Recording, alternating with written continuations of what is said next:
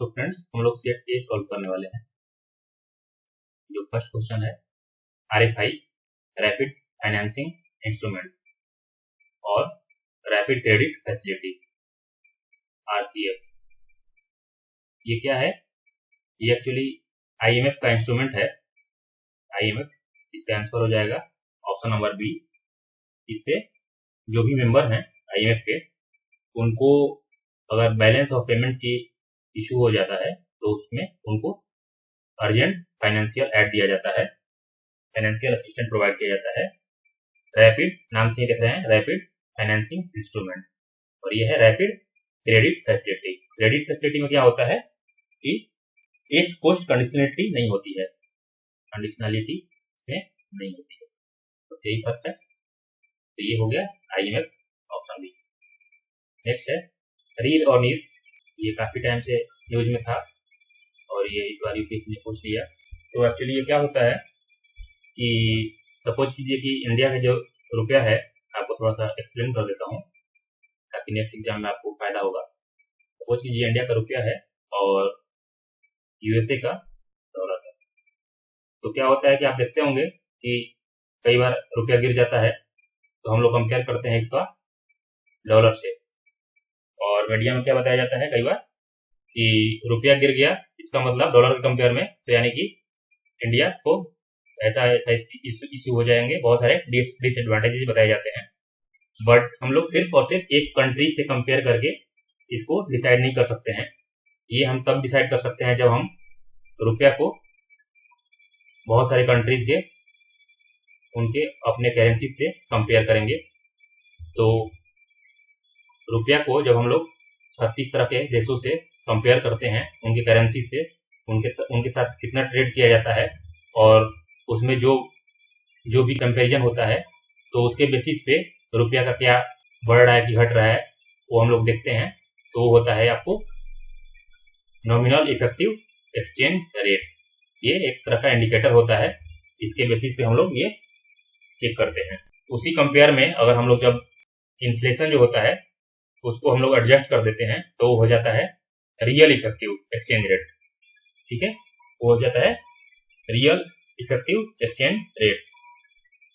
ये क्या करता है, रियल इफेक्टिव एक्सचेंज रेट में क्या मिलता है, हमें जो भी करेंसी की स्ट्रेंथ है वो हमें पता चलती है। इसमें रियल इफेक्टिव एक्सचेंज रेट में इसमें हमें हमारी करेंसी की क्या स्ट्रेंथ है वो हमें पता चल जाती है। जबकि नीर में क्या होता है, नीर में हमें सिर्फ पता चलता है, रिलेटिवली पता चलता है कि डॉलर के कंपेयर में कितना क्या हुआ है, इसी के कंपेयर में कितना क्या हुआ है, लेकिन जब तक हम लोग इन्फ्लेशन को एडजस्ट नहीं करेंगे हमें रियल पिक्चर सामने नहीं मिलेगी। ठीक है, तो इस तरह से हम लोग इसको देखते हैं। और इसमें एक और चीज होती है, जो डोमेस्टिक करेंसी होता है उसका वैल्यू ऑफ ट्रेंड बताता है। ये इफेक्टिव एक्सचेंज रेट ये वैल्यू का ट्रेंड बताता है कि कितना गिर रहा है कितना बढ़ रहा है, तो इससे हमें ये भी पता चलता है। तो इसमें क्या आंसर हो जाएगा, ऑप्शन देखते हैं। पहला ऑप्शन क्या है, तो फर्स्ट ऑप्शन क्या है, an increase in nominal effective exchange rate indicate the appreciation of रूपी। तो ये सही है क्योंकि हम लोग अभी देख रहे थे वही, ये क्या करता है, अप्रिसिएशन ऑफ रूपी को इंडिकेट करता है, increase of nominal effective exchange rate, इससे हमें अप्रिसिएशन ऑफ रूपी का इंडिकेशन मिलता है। तो पहला ऑप्शन सही है। सेकंड ऑप्शन में क्या दिया हुआ है, an increase in real effective exchange rate indicates an improvement in trade competitiveness. Real effective exchange rate बढ़ता है तो इसका मतलब होगा कि ट्रेड कम्पिटिटिवनेस में इंप्रूवमेंट है, ऐसा कुछ नहीं है। हमें इससे क्या पता चलता है, करेंसी की स्ट्रेंथ पता चलती है, ये नहीं पता चलता है कि हमें हमारा जो ट्रेड कम्पिटिटिवनेस है ये बढ़ गया है। जबकि weight is greater for countries with which India trade more, जब हमारा ट्रेड किसी कंट्री से बढ़ता है तो हमें कहाँ पता चलता है, नॉमिनल इफेक्टिव एक्सचेंज रेट में, ना कि रियल इफेक्टिव एक्सचेंज रेट में। ठीक है, तो ये 2 नंबर ऑप्शन गलत है। और थर्ड ऑप्शन जो है, an increasing trend in domestic inflation relative to inflation in other countries is likely to cause an increasing divergence between NEER and real. सही है, तो इसका ऑप्शन जो हो जाएगा ऑप्शन नंबर सी।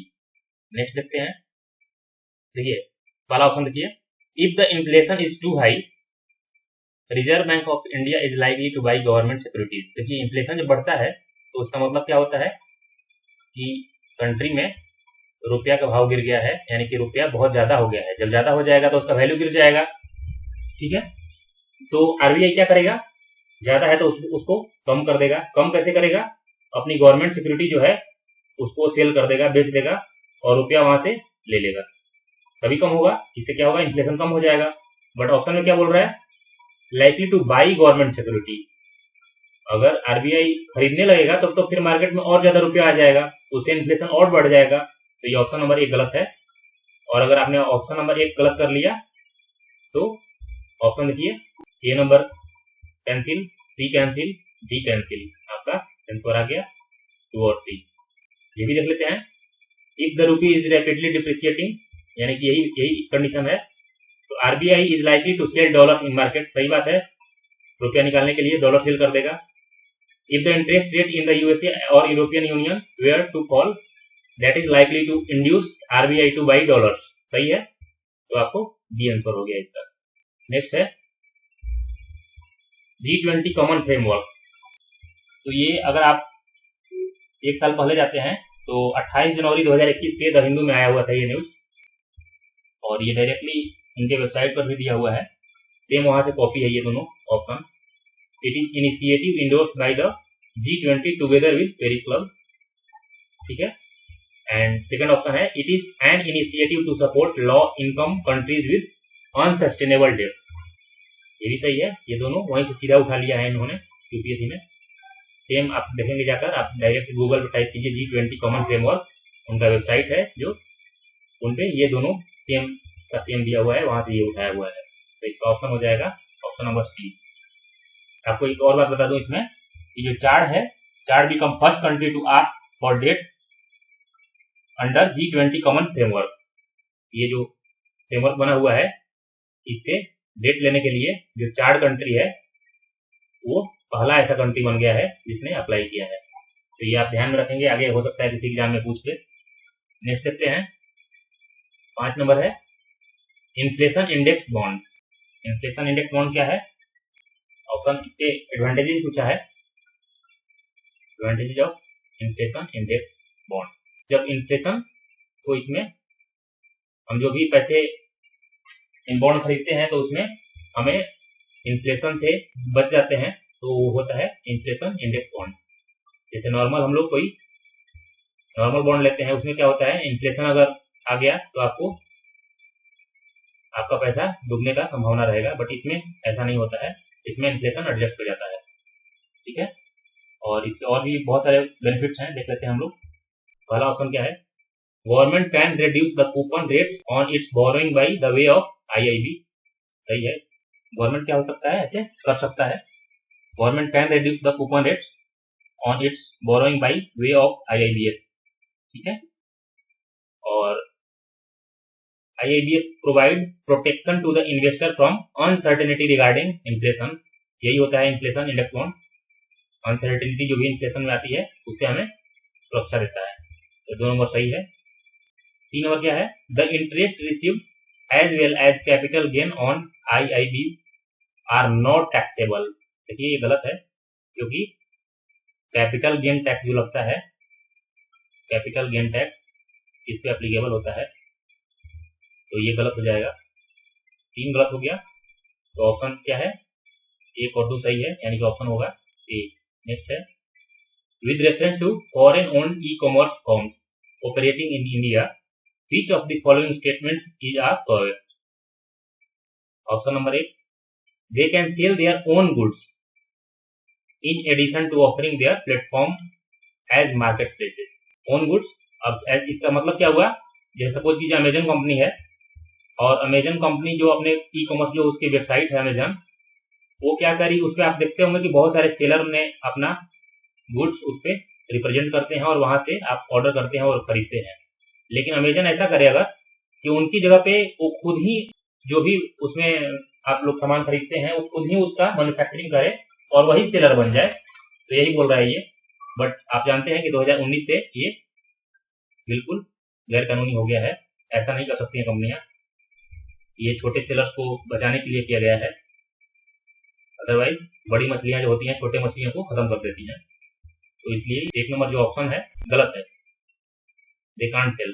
ठीक है, एफडीआई जो होता है ना, इन्वेंट्री बेस्ड मॉडल, ये इसको बोलते हैं inventory based model.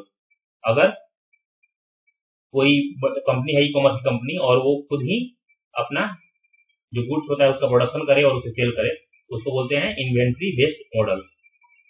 Inventory based model, इसमें एफडीआई अलाउ नहीं है इंडिया में। ठीक है, the degree to which they can own big sellers on their platform is limited. बिल्कुल सही है, तो इसका ऑप्शन हो जाएगा, इसका जो आंसर होगा वो होगा ऑप्शन नंबर बी। ठीक है, real sector in the economy, following activities कौन सी हैं जो रियल सेक्टर इन इकोनॉमी में पार्टिसिपेट करती हैं? दो होते हैं इकोनॉमी में सेक्टर्स, रियल सेक्टर और फाइनेंशियल सेक्टर। रियल और फाइनेंशियल। तो रियल इकोनॉमी में क्या होता है, आपको production, purchase, flow of goods services within an economy. ठीक है, किसी एरिया के अंदर जो भी हम लोग प्रोडक्शन कर रहे हैं, सेल कर रहे हैं, गुड्स हैं, उसको ट्रांसफर हो रहा है इधर से उधर, तो होता है ये रियल सेक्टर में आता है। जब फाइनेंशियल सेक्टर की अगर हम लोग बात करते हैं तो उसमें इसकी बात होती है मनी की बात होती है, कैपिटल जनरेशन की बात होती है, तो इसमें हम लोग देखते हैं ऑप्शन क्या है, रियल सेक्टर पूछ रहा है, तो फार्मर हार्वेस्टिंग देयर क्रॉप्स, सही है। Textile mill converting raw cotton into fabrics, बिल्कुल सही है। कमर्शियल बैंक लेंडिंग मनी, देखिए जहां भी मनी आ जाएगा ना तो ऑप्शन वो फाइनेंशियल सेक्टर में चला जाएगा, तो ये रियल सेक्टर की बात कर रहा है। 3 नंबर क्वेश्चन, 3 नंबर ऑप्शन जो है रॉन्ग है। देखिए हम लोग ऑप्शन एलिमिनेट करते हैं अगर, तो 3 नंबर अगर हम लोगों ने गलत कर लिया तो बी गया, सी गया, डी गया। ऑप्शन नंबर ए, आपको 4 नंबर देखने की जरूरत ही नहीं है, सीधा ऑप्शन नंबर ए आपका सही हो जाएगा। अगर आप सिर्फ और सिर्फ ये जानते हैं कि मनी जो होता है वो फाइनेंशियल सेक्टर में आता है, तो आपका ये क्वेश्चन सही हो जाएगा। और जो 4 नंबर ऑप्शन है उसमें क्या बोल रहे हैं, कॉर्पोरेट बॉडी इशूइंग रूपी डिनोमिनेटेड बॉन्ड ओवरसीज, ये भी वही है, रूपी मनी और कैपिटल। ठीक है, तो ये भी गलत हो जाएगा, ऑप्शन नंबर ए सही है इसका। नेक्स्ट देखते हैं 8 number, which one of the following situation best reflect indirect transfer. Indirect transfer often talked about in media recently. ठीक है, इनडायरेक्ट ट्रांसफर के बारे में पूछ रहा है। देखिए इनडायरेक्ट ट्रांसफर आप लोग न्यूज में देखे होंगे, जो वोडाफोन वाला केस जो था, ये उसी से रिलेटेड क्वेश्चन पूछा है इस बार।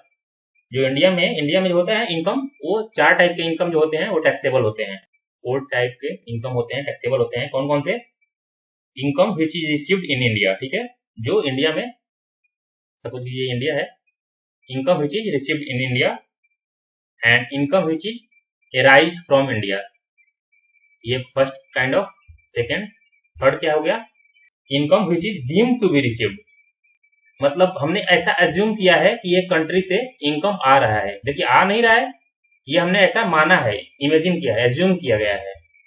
और next, income which is deemed to be arise from India, arise in India. ठीक है, तो ये 4 टाइप के जो इनकम होते हैं टैक्सेबल होते हैं।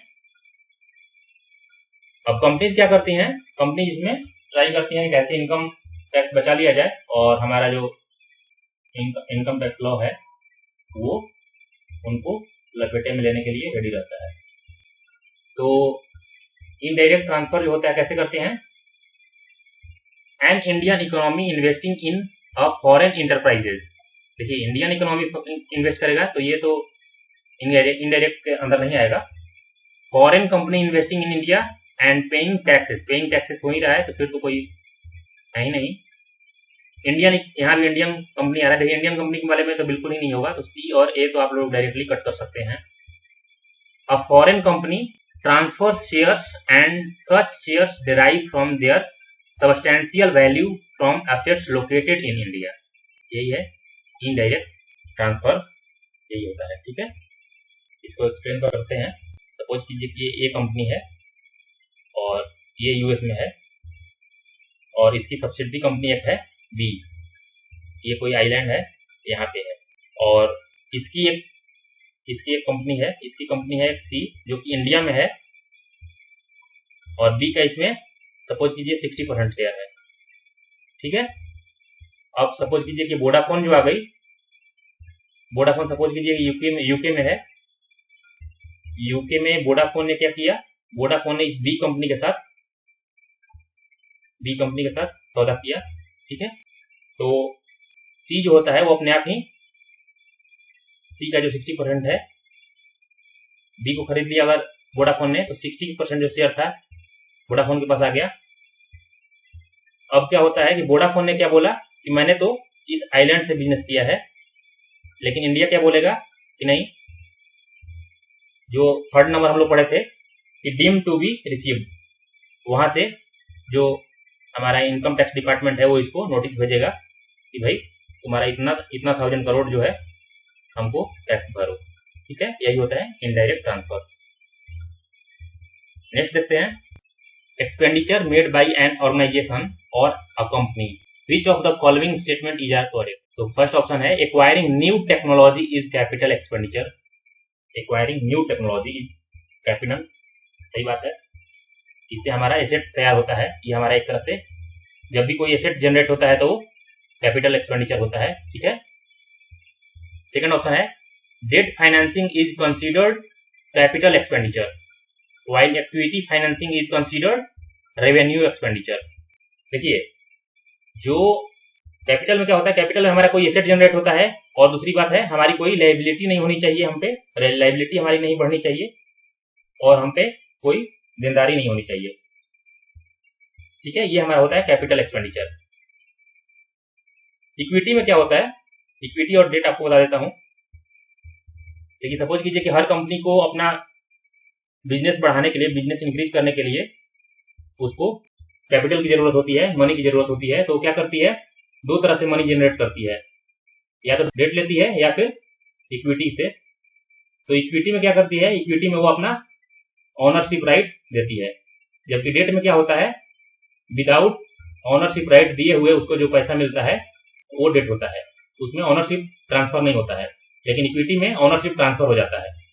इक्विटी में कैसे होता है, जैसे मान लीजिए कि आपने किसी कंपनी का शेयर खरीदा, तो जितना वैल्यू का आपने शेयर खरीदा उतना प्रोपोर्शन में आपके पास ऑनरशिप राइट आपके पास आ गया। ठीक है, आपने सपोज किया डाबर का 10 रुपए का अगर शेयर खरीदा, तो डाबर का 10 रुपए का बराबर का जितना ऑनरशिप होगा वो आपके पास ट्रांसफर हो जाएगा।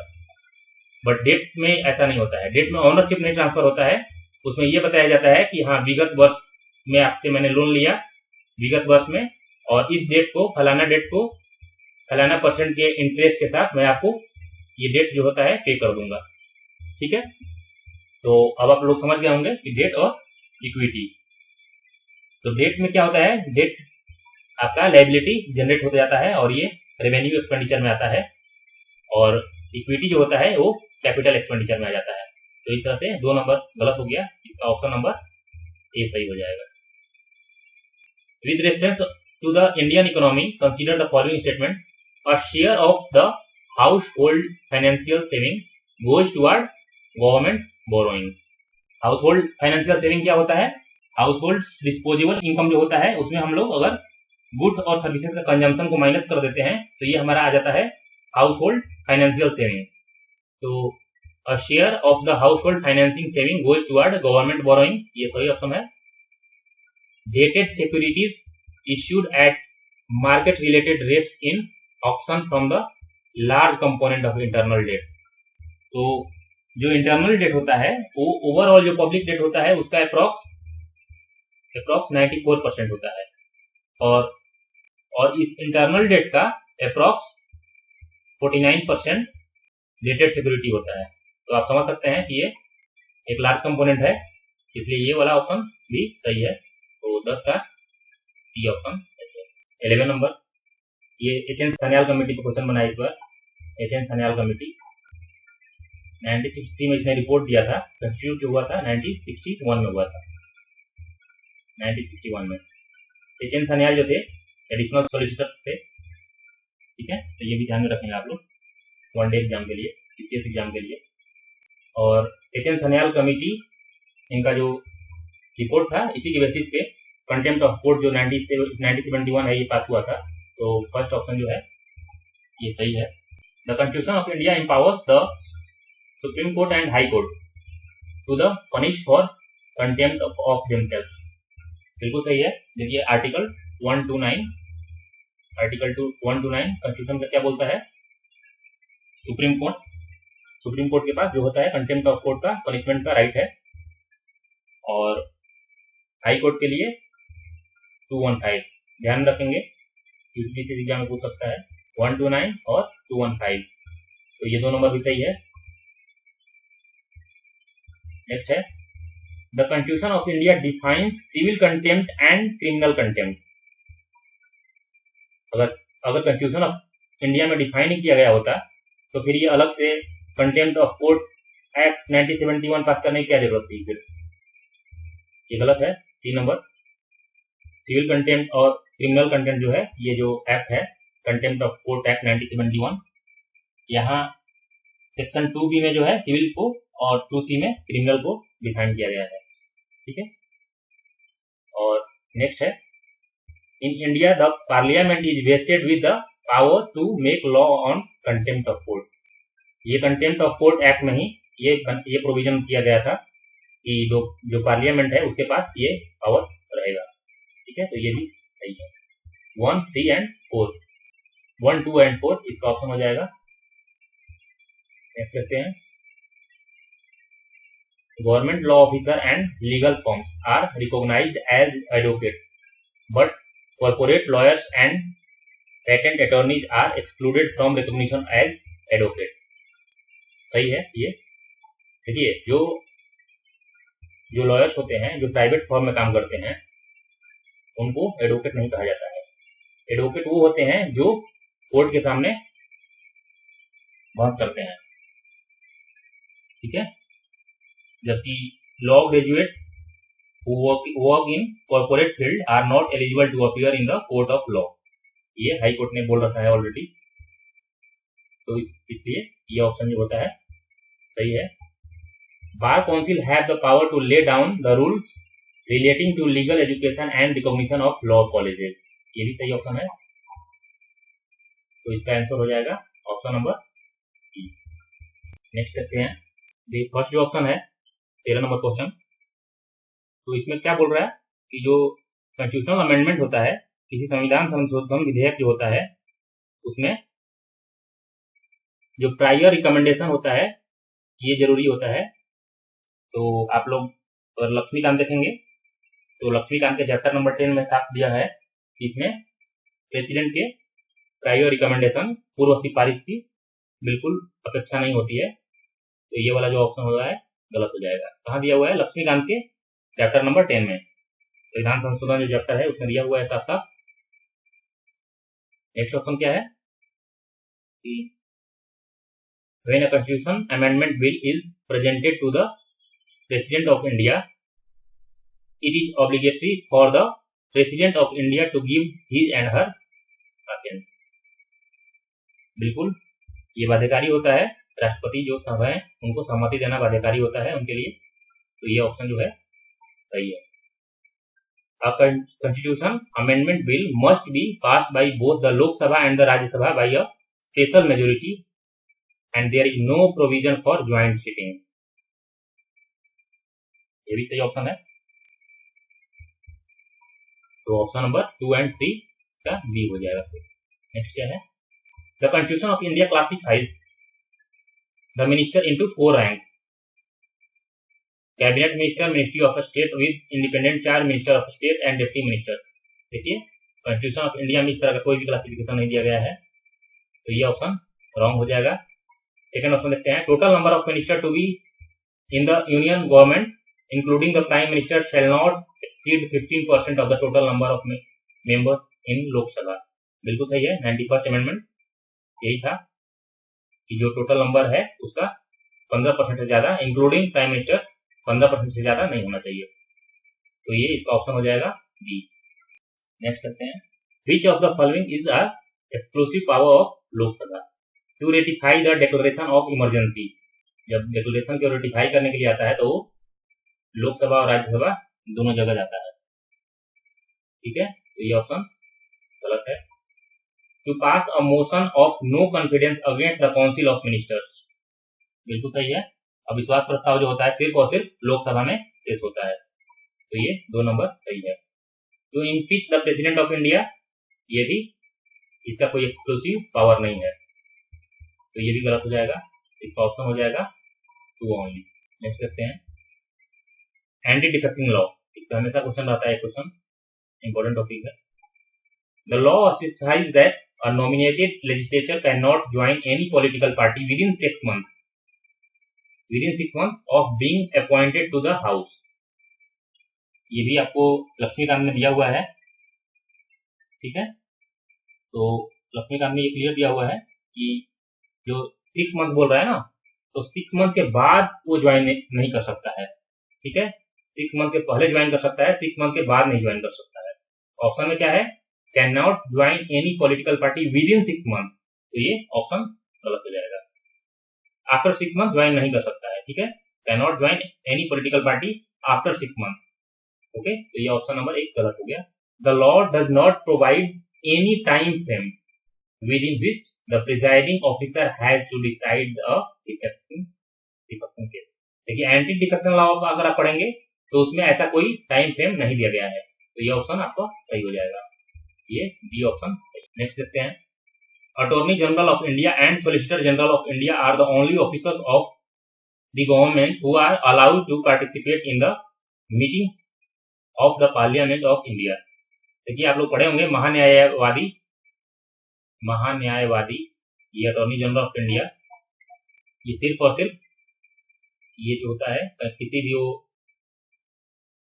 पार्लियामेंट में किसी भी सदन में बैठ सकते हैं, ये अटॉर्नी जनरल ऑफ इंडिया के लिए होता है, ना कि सॉलिसिटर जनरल ऑफ इंडिया के लिए, ओके। तो ये ऑप्शन भी, ये ऑप्शन गलत है।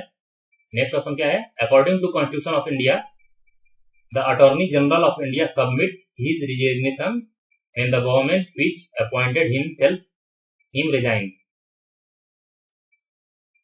भारत का महान्यायवादी अपना त्याग पत्र दे देता है जब वह सरकार जिसने उसे नियुक्त किया था वो इस्तीफा दे देती है। तो according to constitution of India, ये आप लोग ध्यान देंगे, ये ऐसा कुछ कॉन्स्टिट्यूशन ऑफ इंडिया में नहीं है, ये सिर्फ और सिर्फ एक ऐसा चला आ रहा है, ऐसा एक कन्वेंशन है जो चला आ रहा है, ये कॉन्स्टिट्यूशन ऑफ इंडिया में ऐसा नहीं दिया गया है, तो ये ऑप्शन भी गलत हो जाएगा। तो इसका क्या ऑप्शन होगा, नेक्स्ट है with reference to the writs issued by the court of India consider the following statement. Mandamus will not lie against a private organisation unless it is entrusted with a public duty. सही है, परमादेश किसी private entity के लिए नहीं जारी किया जा सकता है, तो 1 नंबर सही है। Mandamus will not lie against a company even though it may be a government company। तो 2 नंबर जो है ये गलत है, क्योंकि मैंडेमस गवर्नमेंट कंपनी पे लागू हो सकता है, जारी किया जा सकता है गवर्नमेंट कंपनी के लिए। Any public minded person can be a petitioner to move the court to obtain the writ of quo warranto. देखिए जो भी रीट है ना, 5 रीट है, उसमें जो 4 हैं उनको छोड़ दिया जाए तो ये क्यू वारंटो अकेला ऐसा रीट है जिसमें कोई भी व्यक्ति जो जिसकी कोई इच्छा हो वो इसको जारी कराने के लिए कोर्ट जा सकता है, ठीक है। तो any public minded person can B petitioner, ये सही है। ऑप्शन नंबर 1 और 3 इसका सही जवाब है, और ये भी लक्ष्मीकांत के पेज नंबर 7.2 पे दिया हुआ है, ठीक है, वहां से आप लोग देख सकते हैं। नेक्स्ट ऑप्शन है आयुष्मान भारत डिजिटल मिशन, ये मैंने करंट में कराया हुआ है। आयुष्मान भारत डिजिटल मिशन क्या ऑप्शन है, private and public hospitals must adopt it. सही है, बिल्कुल। देखिए अगर यूपीएससी के कोई क्वेश्चन में इस टाइप की बातें रहे जिससे समाज कल्याण से जुड़ी हुई हो और वो उससे समाज कल्याण होता है, तो मोस्टली 99% चांस होता है कि सही होता है। अगर आपको बिल्कुल पता ना हो और वो आपके पास कोई ऑप्शन ना हो तो आप वैसे पे टिक कर सकते हैं, ठीक है। तो ये सही जवाब है। As it aims to achieve universal health coverage every citizen of India should be a part of it ultimately, ये भी सही है। It has seamless portability across the country, बिल्कुल सही जवाब है। तो इसका आंसर जो हो जाएगा डी। नेक्स्ट देखते हैं, reference to the deputy speaker of Lok Sabha. Lok Sabha के उपाध्यक्ष के बारे में पूछा है। फर्स्ट देखते हैं, as per the rules of procedure and conduct of business in Lok Sabha, the election of deputy speaker shall be held on such date as the speaker may fix. बिल्कुल सही है। जो अध्यक्ष होता है वो डिसाइड करता है कि डिप्टी स्पीकर का जो इलेक्शन निर्वाचन है वो किस दिन होगा। तो ये 1 नंबर सही है। There is a mandatory provision that the election of candidate as deputy speaker of Lok Sabha shall be from either the principal opposition party और द रूलिंग पार्टी। ये कोई मैंडेटरी प्रोविजन नहीं है, ये गलत है।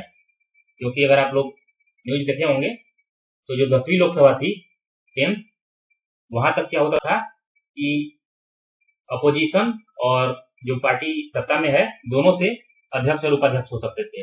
हालांकि 11वीं के बाद क्या कर दिया गया है कि जो अध्यक्ष होगा वो रूलिंग पार्टी से होगा, जो उपाध्यक्ष होगा वो विपक्षी दल से होगा। लेकिन ऐसा कोई मैंडेटरी प्रोविजन नहीं है। तो ये 2 गलत हो गया।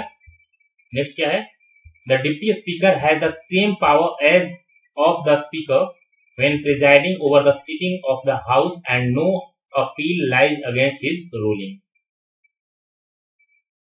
सही है। जो उपाध्यक्ष होता है जब वो सदन की अध्यक्षता करता है तो सेम उसके पास भी अध्यक्ष वाली पावर होती है। तो इसलिए जब वो अध्यक्ष के कुर्सी पर बैठकर और अध्यक्ष वाला काम कर रहा होगा तो उसके विरुद्ध कोई अपील नहीं हो सकती है। तो ये सही है। The well established parliamentary practice regarding the appointment of Deputy Speaker is that the motion is moved by the Speaker and duly seconded by the Prime Minister। ये उपाध्यक्ष की नियुक्ति के बारे में बोल रहा है, बट जो प्रस्ताव है वो अध्यक्ष द्वारा रखा जाता है और ये प्रधानमंत्री द्वारा विधिवत समर्थित की बात कर रहा है।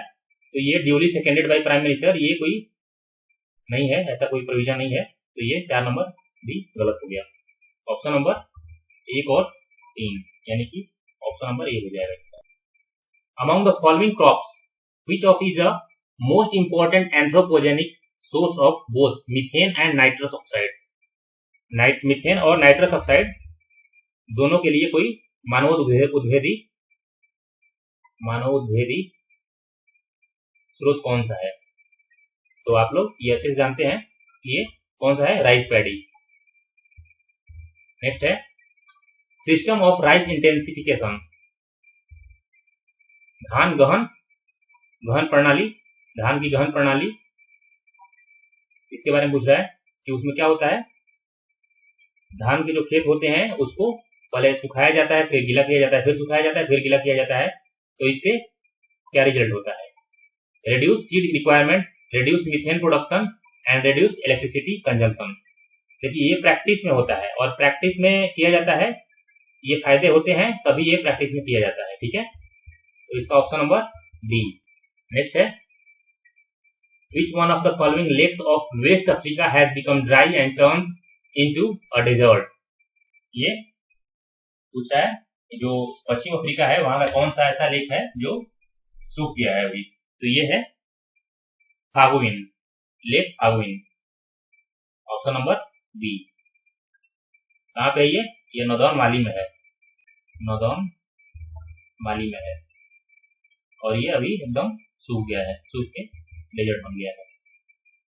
नेक्स्ट देखते हैं Gandikota canyon of South India was created by which of the following rivers. तो ये गांडीकोटा जो है ये आंध्र प्रदेश में गांडीकोटा है, एक गांव है, गांडीकोटा एक गांव है, स्मॉल विलेज है। कहां पे, कडप्पा में, कडप्पा आंध्र प्रदेश। और ये जो एरिया है वो कैसे बना है, नदी के लाई गई मिट्टियों से निक्षेपित करने से। कौन सी नदी है, पेनार। ये ऑप्शन नंबर सी। ठीक है, और इसको ये भी बोला जाता है hidden grand canon of India बोला जाता है इसे, hidden grand canyon of India. तो ये भी आप ध्यान रखेंगे। नेक्स्ट देखते हैं नामचा बरवा। देखिए नामचा बरवा जो है कहां पे है, ये गढ़वाल में नहीं है, ये तिब्बत में है। ठीक है, नंदा देवी कुमाऊं में है, कुमाऊं हिमालय में है। नोकरेक सिक्किम हिमालय में नहीं है, ये है गारो हिल्स। तो इसमें 2 गलत है, यानी कि सिर्फ बी ऑप्शन सही होगा।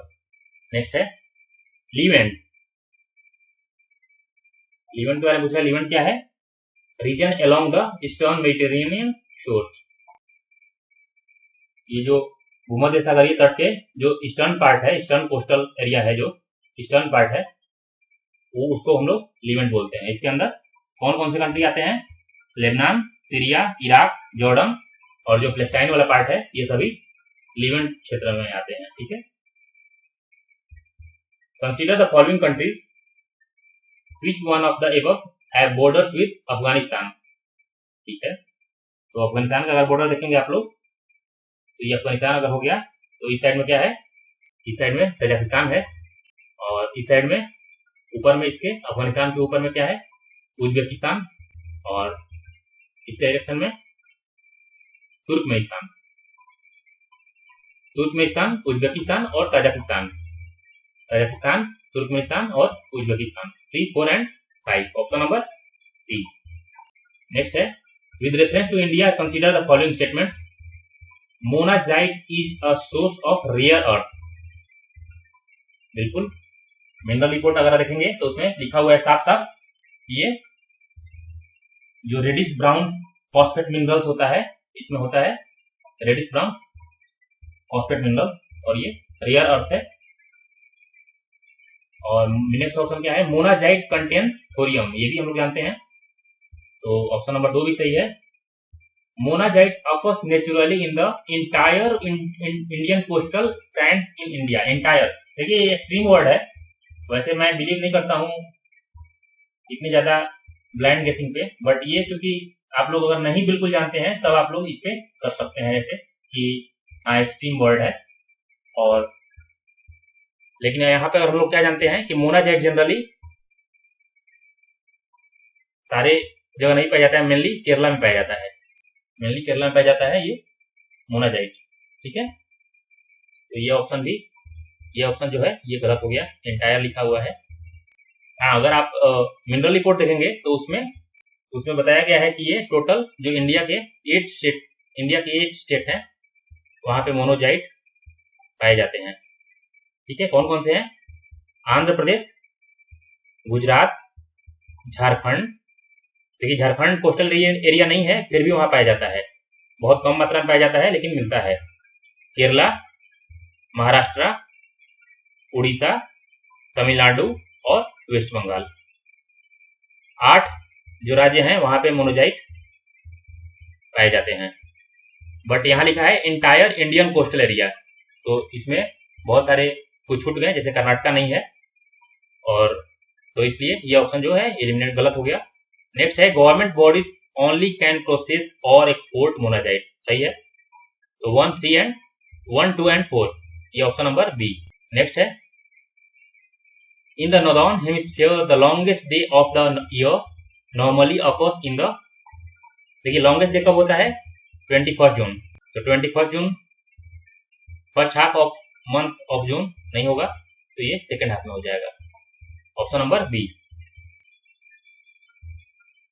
होकेरा वेटलैंड, होकेरा वेटलैंड कहाँ है? ये पंजाब में नहीं है, ये JNK में है, जम्मू कश्मीर में है होकेरा वेटलैंड। रेणुका वेटलैंड ये हिमाचल प्रदेश में है, सही है। रुद्रसागर लेक, रुद्रसागर वे कहाँ है? ये त्रिपुरा में है, सही है। और नेक्स्ट है सस्थामकोता झील, ये कहाँ है? तमिलनाडु में नहीं है, ये गलत है, ये केरला में है। तो इसमें फर्स्ट ऑप्शन और फोर्थ ऑप्शन ये गलत है, तो यानी कि 2 और 3 सही है, तो only 2 pairs, option number B. 30 का ऑप्शन नंबर बी। नेक्स्ट है which of the above are built on top of open source digital platform। देखिए ओपन सोर्स डिजिटल प्लेटफॉर्म जो होता है ना, वो पब्लिकली एक्सेसिबल होता है, पब्लिकली एक्सेसिबल होता है। ये आरोग्य सेतु, कोविन, डिजिलॉकर और दीक्षा, ये सभी पब्लिक नॉर्मल यूज के लिए बनाए गए हैं। ये सभी ओपन सोर्स डिजिटल प्लेटफॉर्म है। तो ये ऑप्शन हो जाएगा ऑप्शन नंबर डी। नेक्स्ट देखते हैं वेब 3.0 पूछ दिया इस बार। देखिए वेब 1.0 है, वेब 2.0, वेब 3.0। ये जो है, ये जो पॉइंट लगा हुआ है ये है जनरेशन, ये जनरेशन की बात करता है। और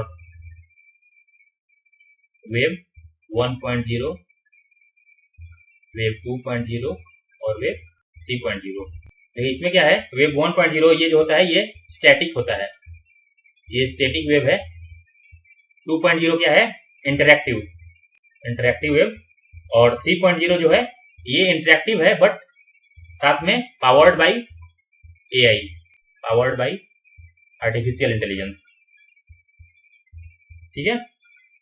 वेब 1.0 में क्या होता है, HTML टेक्नोलॉजी जो होती है इसकी, HTML और जावा।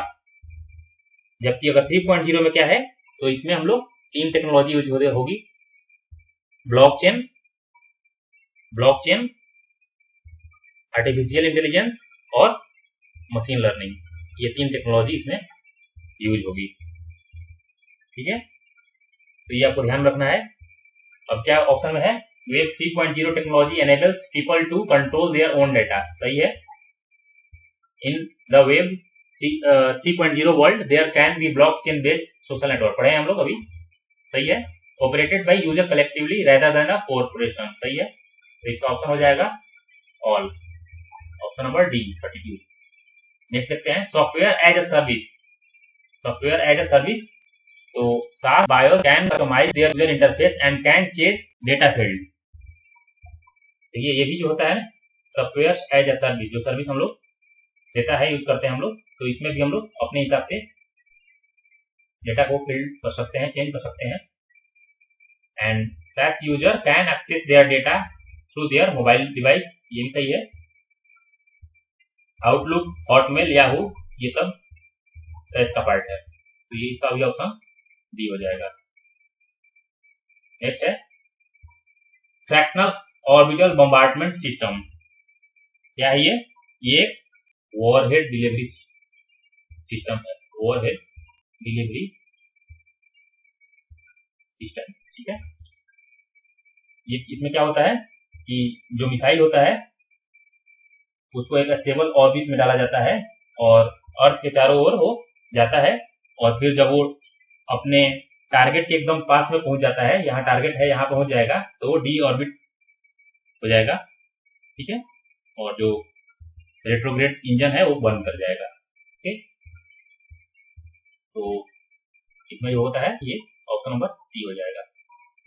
Missile is put into stable orbit around the earth and D orbit over the target on the earth. ठीक है। नेक्स्ट देखते हैं क्यूबिट। वेरी इजी है ये तो। क्यूबिट सीधे जानते हैं आप लोग, क्वांटम कंप्यूटिंग से जुड़ा हुआ है ये।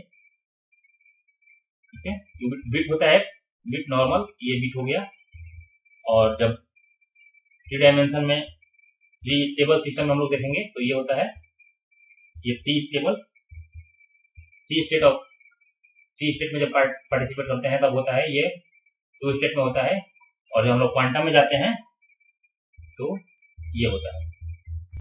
इसमें कैसे होता है, 0 1 इसमें होता है, 0 1 इसमें, ये 0, ये x y हो गया, ये 1 हो गया। तो इसका वैल्यू कितना होता है, 0 + 1/√2। इतना डिटेल में आपको नहीं जानना है वैसे, बट ये डायग्राम देख लीजिए। नेक्स्ट देखते हैं consider the following communication technology, closed circuit television, radio frequency identification, wireless local area network.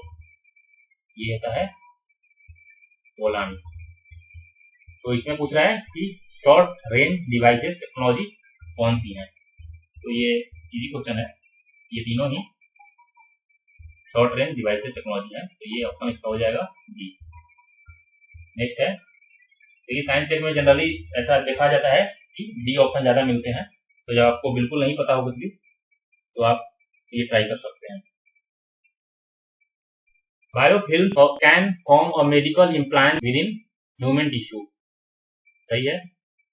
इस टाइप का क्वेश्चन जनरली सही होता है कैन, क्योंकि साइंस में आप नहीं जानते हैं कि उस पार्ट से, उस डिवाइस से आप फ्यूचर में क्या किया जा सकता है, ठीक है। तो यूपीएससी ऐसा रिस्क नहीं लगी। Biofilms can form of food and food processing surfaces, ये भी सही है। Biofilms can exhibit antibiotic resistance, ये भी सही है। तो इसका भी ऑप्शन नंबर डी। नेक्स्ट देखते हैं, consider the following statement in respect of probiotic. Probiotic are made of both bacteria and yeast, सही है। देखिए बैक्टीरिया दही में होता है, बहुत ज्यादा प्रोबायोटिक आपको मिलता है। और आप ब्रेड खाते हैं, ब्रेड या रोटी अगर बासी रोटी खाते हैं सुबह की, तो उसमें यीस्ट पाया जाता है और वो भी, उसमें भी प्रोबायोटिक मिलता है हमें। तो ये ऑप्शन नंबर एक सही है। The organism in probiotics are found in food with ingest but they do not naturally occur in our gut, ये गलत है, रॉन्ग है। हमारे गट में भी नेचुरली प्रोबायोटिक होते हैं, तो ये भी ये गलत हो गया। Probiotic help in the digestion of milk sugars, सही है। तो इसका ऑप्शन होगा 1 and 3, option number C. Next है कंट्रोवर्शियल क्वेश्चन, जैसा कि बहुत सारे मैंने आंसर की लोग बता रहे हैं कि इसमें ये दिया हुआ है, बहुत सारे लोगों का गलत है, लोग कंफ्यूज हैं। तो आप लोग देख लीजिए, ये न्यूज पेपर से मैंने इसका लिया है, न्यूज पेपर में दिया हुआ है क्लियर। जो सीरम इंस्टीट्यूट ऑफ इंडिया जो है, तो हमारा कोविशील्ड जो बनाया है, तो कोविशील्ड हो गया, स्पुतनिक हो गया और एस्ट्राजेनेका, ये जो है ये सारे वायरल वेक्टर प्लेटफॉर्म बने हुए हैं। वायरल वेक्टर ये क्या होता है, इसमें harmless version of diffuse virus, इसको हम लोग वेक्टर बोलते हैं। तो ये ऑप्शन नंबर 1 गलत हो गया। mRNA नहीं है, mRNA प्लेटफॉर्म जो होता है ना, उसको कौन यूज करता है, उसको फाइजर, मॉडर्ना, ये कंपनियां इसको यूज करती हैं mRNA प्लेटफॉर्म को। तो ऑप्शन नंबर 1 गलत है। Sputnik 5 vaccine is manufactured using vector based platform, सही है, आपको बता चुका हूं। Covaxin is an inactivated pathogen based vaccine, ये भी सही है। तो ऑप्शन नंबर बी, 39 का ऑप्शन नंबर बी। नेक्स्ट है 40, if a major solar storm reaches the earth, which of the following are the possible effect on the earth? तो GPS and navigation system could fail, सही है। Tsunami could occur at equilateral regions, ऐसा थोड़ा ना होता है। Power grids could be damaged, सही है। Intense auroras could occur over much of the earth, ये भी सही है। And forest fires could take place over much of the planet, forest fire could take much places over much. देखिए ये थोड़ा extreme हो जाता है, ओवर मच, ऐसा नहीं होगा कि अचानक से पूरे हर जगह फॉरेस्ट फायर हो जाएगा, तो ये एक्सट्रीम केस है। ये आप 5 नंबर हटा दें यहाँ से। अब हम लोग देखिए इस टाइप से क्वेश्चन आए तो आप लोग ऑप्शन के थ्रू जाइए। देखिए ये तीनों में 7 है, 6 भी तीनों में है। और तो हम लोग पहले 7 को देखते हैं। Short wave radio communication of the aircraft flying over polar region could be interrupted, ये 7 नंबर ये सही है, इंटरप्ट होता है। और orbit of the satellite could be disturb, ये भी सही है। तो इसका ऑप्शन क्या हो जाएगा, 5 नंबर एलिमिनेट कीजिए। 5 यहाँ से गया, यहाँ से गया और यहाँ से गया, तो ऑप्शन नंबर सी। ये आप एक्सट्रीम केस वाला अगर आप इसमें लगाते हैं, ये एक्सट्रीम सेंटेंस जो होता है वो गलत होता है, तो इससे आपको ये सॉल्व हो जाएगा। देखिए एक्सट्रीम सेंटेंस जो होता है ना, उसके हेल्प से आप निगेटिव में नहीं जाएंगे। सपोज कीजिए अगर आपने 5 जगह एक्सट्रीम सेंटेंस दिया हुआ है, आपने 5 मार दिया है उसको ऑप्शन में, तो आपका अगर सपोज कीजिए कि बैड लक से 2 गलत भी हो गया, तब भी आप 3 अगर सही होते हैं तो भी आप ओवरऑल पॉजिटिव रहेंगे, ठीक है। तो ऐसे रिस्क ले सकते हैं आप। नेक्स्ट है climate action tracker. Climate action tracker देखते हैं हम लोग। तो which monitor the emission reduction plans of different countries। Climate action tracker क्या है, ये एक research group with aim of monitoring government action to achieve their reduction of greenhouse gases emission with regard to international agreement। ठीक है, ये एक तरह का एक डेटाबेस है, ये जो कई ऑर्गेनाइजेशन है उनका कई रिसर्च ऑर्गेनाइजेशन है, उनके कोलिशन से ये एक डेटाबेस बनाया गया है जो मॉनिटर करता है। ठीक है, और जो दो मेन ऑर्गेनाइजेशन है, रिसर्च ऑर्गेनाइजेशन, इसका नाम क्या है, न्यू क्लाइमेट और क्लाइमेट एनालिटिक। ठीक है, तो ये आप ध्यान में रखेंगे। तो database created by coalition of research organisation, option number A. Consider the following statement, ये भी क्लाइमेट से क्वेश्चन है, EP100। तो हम लोग पढ़ते हैं, देखिए इसमें आप ये देखिए, some Indian companies are member of EP100। अभी अब लेटेस्ट न्यूज है कि महिंद्रा एंड महिंद्रा जो है, Mahindra and Mahindra India company है, वो फर्स्ट कंपनी है जिसने EP100 का मेंबर बनी है। महिंद्रा एंड महिंद्रा EP100 को ज्वाइन करने वाली इंडिया की फर्स्ट कंट्री है। तो ये आप ध्यान रखेंगे, पीसीएस एग्जाम में पूछ सकता है कि इंडिया की कौन सी पहली कंपनी है जिसने EP100 को ज्वाइन किया है, Mahindra and Mahindra. The international energy agency is secretariat to the under two coalition. देखिए आईईए का इससे कोई लेना देना नहीं है, आईईए बिल्कुल अलग है, तो इसका कोई इससे लेना देना नहीं है, EP100 से नहीं लिखना था। 5 नंबर आप एलिमिनेट कर दीजिए, 5 गया तो ऑप्शन नंबर सीधे बी निकल के आ जाएगा। ठीक है, 1, 3 एंड 4। नेक्स्ट देखते हैं 43 number. If rain forest and tropical forest are the lungs of earth, then surely wetlands function as its kidney. Which one of the following functions of wetland best reflect the above statements?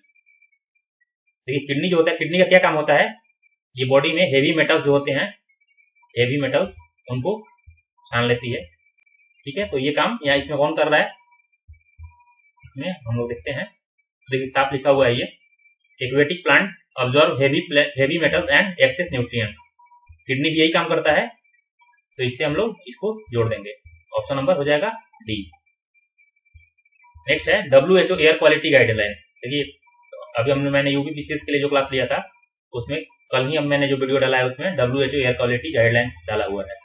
ठीक है, और वहीं से आज UPSC में ये question आ गया है, WHO एयर क्वालिटी गाइडलाइंस। इसमें क्या होता है, PM 2.5 जो होता है ना, उसका जो एनुअल मीन है, एनुअल मीन वो 5 माइक्रोग्राम पर मीटर क्यूब से ज्यादा नहीं होना चाहिए। ये इसका जो गाइडलाइन है उसमें साफ लिखा हुआ है। और जो 24 आवर का एवरेज है वो 15 माइक्रोग्राम मीटर क्यूब से ज्यादा नहीं होना चाहिए। जबकि इंडिया में कितना रहता है, अप्रॉक्स 85 से 90 रहता है। आप सोच सकते हैं कि हम लोग कितने ज्यादा पोल्यूटेड हैं, 85 से 90 रहता है, जबकि इसका यहाँ से 5 से ज्यादा नहीं होना चाहिए। सेकंड ऑप्शन क्या है, in a year the highest level of ozone pollution occur during the period of inclement weather. प्रतिकूल मौसम के दौरान ऐसा होता है, बट ये गलत है। ये जो होता है सनी डेज जब होते हैं ना, सनी डेज साफ सुथरा, तो उसमें ओजोन पोल्यूशन जो होता है ज्यादा होता है। तो ये ऑप्शन गलत हो गया, 2 गलत हो गया, सी और डी गया, ऑप्शन नंबर ए और बी। ठीक है, तो इसमें दोनों में 4 है, तो 4 हम लोग पहले देख लेते हैं। Excessive ozone in the air can trigger asthma. सही जवाब, सही बात है ये 4 भी सही है, तो हम लोग इसको एलिमिनेट नहीं कर पाएंगे। अब हम लोग को 3 पे डिपेंडेंट होना पड़ेगा। PM10 can penetrate the lung barrier and enter the blood stream. देखिए PM10 नहीं होता है, ये PM 2.5 होता है, तो ये ऑप्शन गलत है। 3 गलत हो गया, तो ऑप्शन डी आंसर हो जाएगा इसका, तो 44 का बी। नेक्स्ट है गुची। गुची क्या है, गुची एक मशरूम है, गुची मशरूम जो कि बहुत ज्यादा कॉस्टली होता है, कॉस्टलीएस्ट मशरूम इन द वर्ल्ड। ठीक है, फंगस है ये, हिमालयन फॉरेस्ट एरियाज में पाया जाता है। जम्मू कश्मीर में है, डूडा डिस्ट्रिक्ट, डूडा जिला है, वहां मिलता है ये, तो वहां जाकर आप लोग गुची मशरूम खाइए। और ये नॉर्थ ईस्टर्न बोल रहा है, तो ये नॉर्थ ईस्टर्न में नहीं होता है, ये गलत हो गया। तो इसका ऑप्शन 1 और 2, ऑप्शन नंबर सी, 45 का सी। नेक्स्ट है विद रेफरेंस टू पॉलीइथिलीन टेराफ्थलेट, ये होता है पीईटी, पीईटी होता है प्लास्टिक। तो इसका यूज पे क्वेश्चन आया हुआ है। Its fibre can be blended with wool and cotton fibres to reinforce their property, कर सकते हैं ऐसा। कैन है, कैन गुड हमेशा सही होता है, जनरली सही होता है। Containers made of it can be use to store any alcoholic beverage, देखिए स्ट्रीम वर्ड है ये एनी, और जनरली हम लोग वो अल्कोहल जो होता है, अल्कोहल जो होता है वो प्लास्टिक में कैरी नहीं करना चाहिए, इस टाइप के पीईटी में बिल्कुल नहीं कैरी करना चाहिए, तो ये गलत है। बोतल made of it can be recycled into other products, बिल्कुल कर सकते हैं। Article made of it can be easily disposed by incineration without causing green house gas emission, देखिए ऐसा कैसे हो सकता है, विदाउट कॉजिंग नहीं हो सकता। तो 4 गया और 2 गया, ऑप्शन नंबर 1 और 3, ठीक है। ये without causing green house gas emission, कुछ भी जलता है तो थोड़ा बहुत हो ही जाता है, और ये तो प्लास्टिक ही है। Which of the following is not a bird, easy question है ये। मशीर जानते हैं आप लोग, देखिए गोल्डन मशीर नहीं भी आता ना, ये जो मशीर देखकर ये आप पकड़ सकते हैं। मशीर क्या है, एक मछली है, फिश है ये, और जो गोल्डन मशीर है ये माउंटेन्स के पास जो रिवर होती है उसमें मिलती है, माउंटेन रिवर में, शिमला के पास, उत्तराखंड के पास, ये गोल्डन मशीर, और इसको टाइगर ऑफ रिवर बोलते हैं, tiger of river, fresh water fish है ये, ठीक है।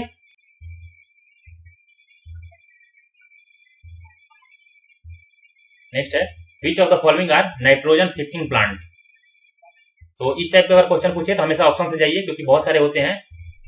अब इसमें देखिए आप, अल्फा अल्फा हो गया, बिल्कुल नाइट्रोजन फिक्सिंग प्लांट है ये। देखिए जो लेग्यूम्स होते हैं, लेग्यूम्स वो होते हैं नाइट्रोजन फिक्सिंग प्लांट, ठीक है। और इसमें अगर आप देखेंगे तो स्पिनच जो होता है, स्पिनच, पालक, ये लेग्यूम नहीं होता है, ठीक है।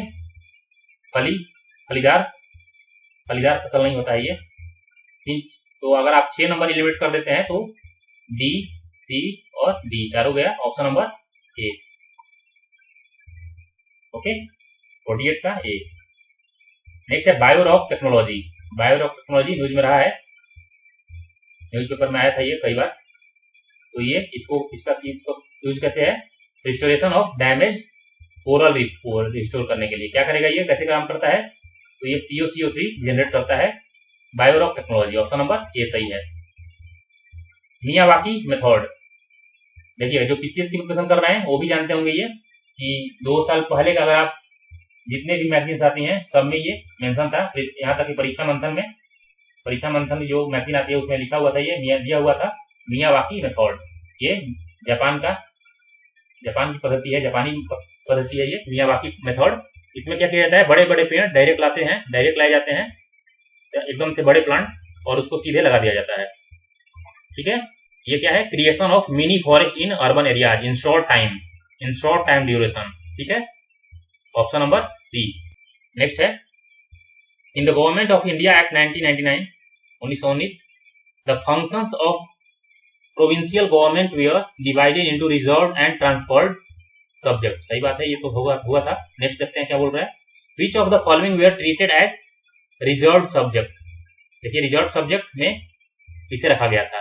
तो आप लोग जानते हैं कि जो स्थानीय स्वशासन है उसको ट्रांसफर्ड वाले में था पार्ट में, तो ये 2 नंबर केवल इसमें नहीं था रिजर्व में, तो हो गया ऑप्शन 1, 1, 3 एंड 4, 1, 3 एंड 4, यानी कि option number C.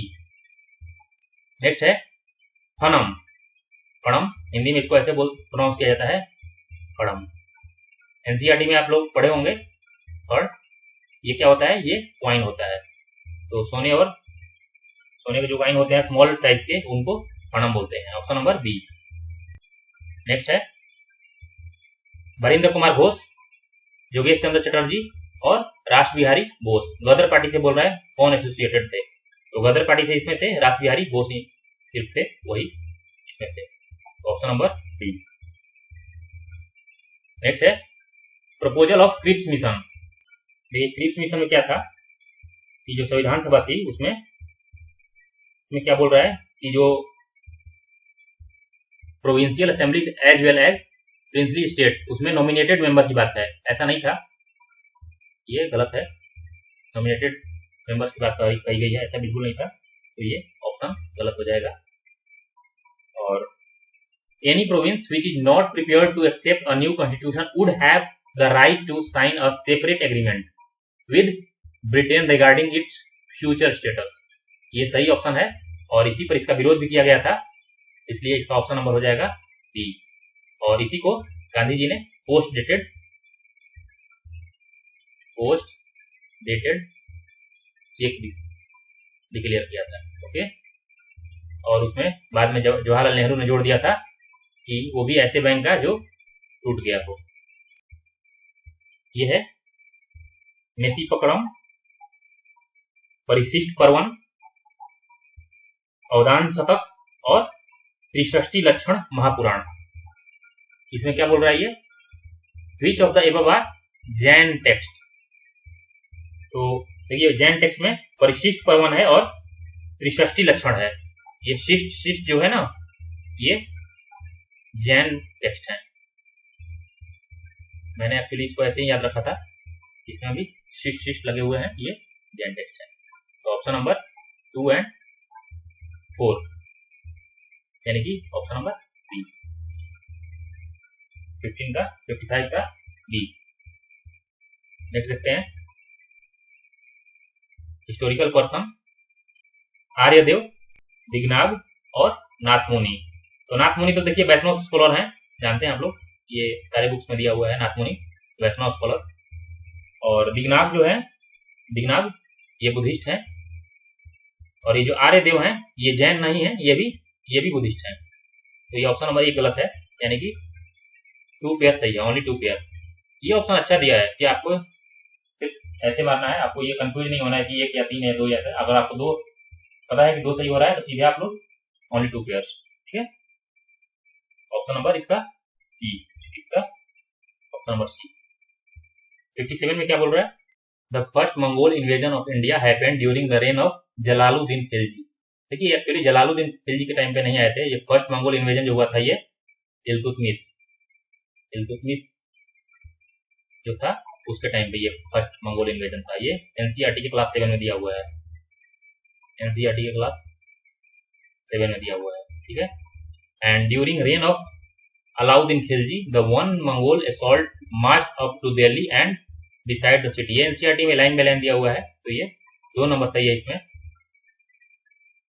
Muhammad bin Tughlaq temporarily lost portion of north west of his kingdom to Mongol, ये गलत है। ठीक है, तो इसका ऑप्शन नंबर बी। नेक्स्ट करते हैं 58 उलाहदारम जो थे ये क्या थे, ये सैयद थे। ये हिस्ट्री का डीप में जाकर पूछा है, उलाहदारम सैयद थे। ठीक है, तो ऑप्शन नंबर डी। और नेक्स्ट क्या है, Dutch establish their factories warehouses on the east coast on land granted by them by Gajapati ruler. देखिए जो गजपति रूलर थे वो अप्रॉक्स 40-30 से 50-40 तक थे। उनका शासन जो था 1430 से 1540 तक था। जबकि डच जो थे वो अप्रॉक्स 1605 में मसूलीपट्टनम में अपनी पहली जो फैक्ट्री लगाई थी ना, वो 1605 में लगाई थी। तो ये ऑप्शन गलत हो जाता है, ये ऑप्शन गलत हो जाएगा। पहला ऑप्शन जब गलत हो जाएगा तो आप लोग ये एलिमिनेट, ऑप्शन नंबर बी सही हो जाएगा। ठीक है, Alfonso de Albuquerque capture Goa from Bijapur सल्तनत, ये सही है।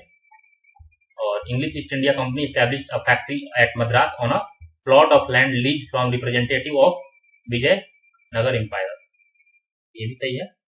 59 का option number B.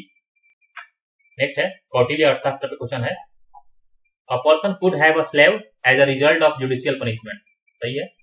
If a female slave bore her master son she is legally free, Kautilya Arthashastra में ऐसा था।